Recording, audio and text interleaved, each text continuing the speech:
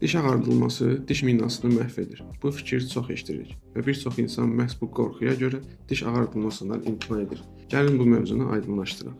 Qısa cavab budur. Düzgün və həkim nəzarətində edilən diş ağardılması dişlərə zərər vermir. Problem ağardılmanın özü yox, harada və necə edildiyidir. Diş ağardılması necə işləyir? Professional ağardılmada istifadə olunan maddələr diş minasına zərər vermir. Onlar dişin daxilinə nüfuz edərək rəng verən pigmentləri parçalayır. Yəni mina yeyilmir, sadəcə rəng açılır. Hansı ağardılma üsulları var? Birincisi, klinikada edilən professional ağardılmadır. Bu üsul nəzarətlidir, təhlükəsizdir və daha tez nəticə verir. İkincisi, ev üçün hazırlanan fərdi kapalar ağardılmadır. Bu da həkim nəzarətində olduqda təhlükəsiz sayılır. Ən riskli olan isə internetdə yayılan limon, soda, kömür kimi üsullardır. Bunlar diş minasını zədələyə və geri dönüşü olmayan problemlərə səbəb ola bilər. Ağardılmadan sonra niyə həssaslıq olur? Bu müvəqqəti haldır. Ağardılma zamanı dişin mikroskopik kanalları qısa müddətdə açıq olur. Adətən bir neçə gün ərzində bu həssaslıq azalır və keçib gedir. Həssaslıq daimi deyilsə, bu zərər deməkdir. Hər kəs diş ağardılması edə bilərmi?